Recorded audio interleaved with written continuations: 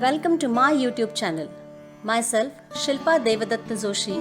Through my channel, I will be teaching English for Maharashtra State Board English Medium students of Standard 10th. Hello students, let us begin with the first lesson of Unit 1, 1.1, where the mind is without fear. Warming up. First activity. Pair up with your partner and match the terms with their given meanings. You have to match column A with column B. I will read out one from column A and direct answers from column B. 1. Humanism. Answer is a rationalistic outlook towards humans rather than a divine or supernatural one. 2. Patriotism. Answer is quality of being patriotic, vigorous, support for one's country. C. Internationalism. Answer is D. State or process of being international. 4. Liberalism. Answer is B. Holding liberal views. 5. Environmentalism. Answer is A. Concern about and action aimed at protecting the environment. Second question from warming up is, poems in English are of different types. Taking the help of a dictionary internet, guess and write the type of poem against its description. 1. A long story poem, often mythical, is called as epic. Second, a short story poem with a message is a ballad. 3. A poem of 14 lines is sonnet. 4. A song-like poem is a lyric. 5. A poem with no uniformity of rhyme, rhythm, etc. is free verse. 6. A poem set in picturesque rustic background is idyll. 7. A sad poem lamenting death of a loved one is elegy. 8. A 5-line short funny poem with rhyme scheme AA, BBA is limerick. 9. A poem written just to create humor is humorous poem. Before we begin with the poem, let us have a little more information about Rabindranath Tagore. He was born on 7th of May 1861 and died on 7th August 1941. Few of his renowned and well-known pieces of writings are Gitanjali, for which he has won the Nobel Prize. His other few very outstanding works are The Home and the World, Gora, Choker Bali, Kabuliwala, The Postmaster, Hungry Stones and more. This particular poem that we are going to study is known as Gitanjali 35. Let us begin with the poem Where the Mind is Without Fear. I will read out the poem to you and then I will be explaining it. Where the mind is without fear and the head is held high, where knowledge is free, where the world has not broken up into fragments by narrow domestic walls, where words come out from the depth of truth, where tireless striving stretches its arms towards perfection, where the clear stream of reason has not lost its way into the dreary desert sand of dead habits, where the mind is led forward by thee into ever-widening thought and action, into that heaven of freedom, my Father, let my country awake. Tagore imagines a place wherein people are allowed to thrive free from fear and stratification. The poem helps us to peep into the mind of the poet, which is filled with patriotism and tremendous love for his motherland. The genuine thought of the poet is that all Indians should regain their pride. They should be liberated and respected by all. He feels that knowledge is the one thing that Indians should receive and strive for gaining it desperately, and therefore knowledge should be free, that is easily available to all. Right now, the whole nation is broken up into fragments. there is discrimination between caste, creed, and many factors. He truly hopes that his countrymen should be united and their only caste should be that they are Indians and they are united. Whatever are the thoughts in their minds, they should come out genuinely from the bottom of their heart. We aren't yet independent, and if we have to win it, we Indians will have to strive hard and do continuous efforts for the freedom. And when we will do anything with great efforts, our every effort will lead us to perfection. People are becoming rigid in thoughts and orthodox. They are very much inclined to superstitions, which further leads to narrow-mindedness. So Tagore asks, praise to God to lead his mind by Him the Almighty, so that all our thoughts are converted into practical thinking and our approach will be broad-minded and actions too will lead to developed society. Here, Tagore addresses God as his father who will lead his nation to a free nation in its truest sense. And we will also win respect of others and we also will be respected by others. I hope students, you all must have understood the poem quite well. Let us begin with the question answers. Before that, let me tell you all that below the poem they have given meanings to difficult words also. Let us begin with the first question. What does the poet pray to the Almighty for? The poet asks the Almighty to lead the mind of his countrymen by him, to wake up into heaven of freedom. He also asks for ever-widening thought and action of his countrymen. Second question. What are reason and dead habit compared to? Reason and dead habit are compared to desert sand. Third question. What does the poet wish for? The poet wishes for broad-minded approach of his countrymen. No division on the basis of caste, creed, etc. He also wishes that his countrymen should strive hard to achieve perfection. English workshop, first activity. In your notebook, write down the lines from the poem as a proof for the following. I will read out the sentence given in the text and then I will be telling the line number from the poem. A. Tagore wishes for a nation where people are truthful. The line is fifth line from the poem. B.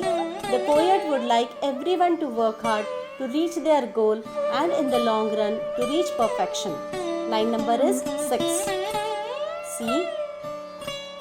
The poet wishes that everyone in his country holds his head high in dignity. First line. D. The poet dreams of a nation where knowledge should be free to all. Second line. E. The poem is a prayer. The last line. Second activity. Read the columns carefully and match the expressions with their meanings. I will read one from column A and the answer directly from column B. 1. The head is held high. Answer is C. A person with self-respect and proud of possessing it. Second, narrow domestic walls. Answer is D. Narrow-mindedness. 3. Knowledge is free. Answer is E. Education is given to all. 4. Depth of truth. Answer is B. Sincerity of heart. 5. Mind is without fear. Answer is A. A fearless person. 6. Stretches its arms. Answer is H. Aims at perfection. 7. Clear stream of reason. Answer is G. Clear thinking. 8. Dead habits. Answer is F. Dried infertile land of sands. 9. Ever widening thought and action. Answer is I. Broadening the outlook and attitude. Question 3A. Answer the following questions in your own words. A. How is the world broken into fragments? The world is broken into fragments by narrow domestic walls. B. Explain what the tireless striving should be for. The tireless striving should be for perfection. C. Where come out from the depth of the truth. Explain in your own words. It means where genuine thoughts come out from the bottom of your heart. D. Who is thee in the poem? What does the poet appeal to thee to do? Thee in the poem is Lord, the Almighty. The poet appeals thee to lead the mind of his countrymen into ever-widening thought and actions, and awake his countrymen into heaven of freedom. E. What qualities does the poet wish to inculcate in his countrymen? The qualities that the poet wishes to inculcate are patriotism, truthfulness, logical thinking, courage, and confidence in his countrymen. Question 3b. Write in your notebook your own response and justify where needed. A. Is the poem a prayer for India alone? The poem is a prayer not only for India, but it is significant for the whole world. B. What should the words we speak reflect? The words we speak should reflect the depth of truth. C. What should people keep on widening? How can it be done? People should keep on widening their thoughts. This can be done by having ever-widening thoughts and action. D. From what darkness of night should our nation awaken? Our country should awaken from the darkness of discrimination, slavery, illiteracy, superstitions, dead habits into heaven of freedom. E. What attributes of Tagore does the poem Prayer reflect?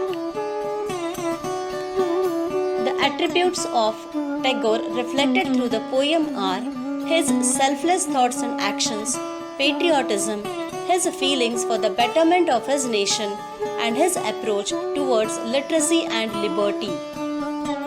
What effect does the repetition of the word where at the beginning of each line have? The repetition of the word where at the beginning of each line means that Tagore imagines about how his nation has to be, which is also the theme of the poem.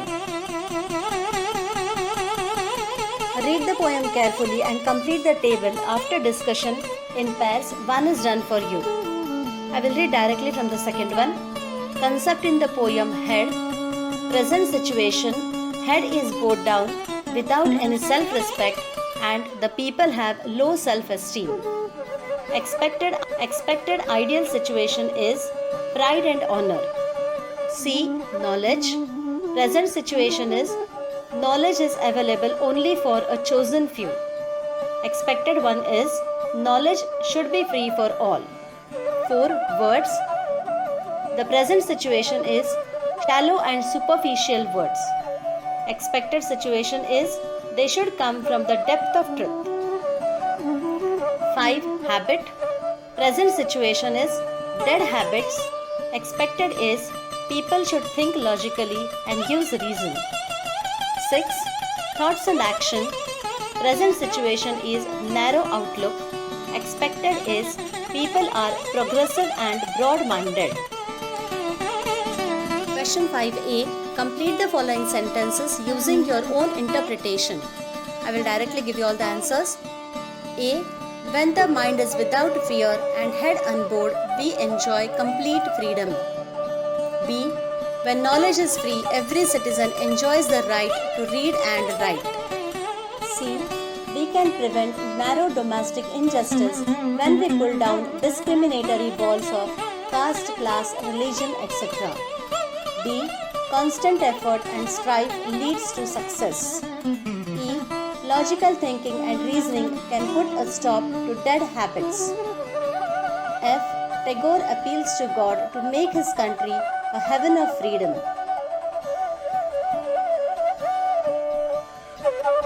Question 5b. Fill in the blanks. I will give you all direct answers. A. Students should keep themselves aloof from lure or temptation. B. When education is free, everyone will be literate. C. It is a social duty of every student of modern world to uproot dead habits from societies. D.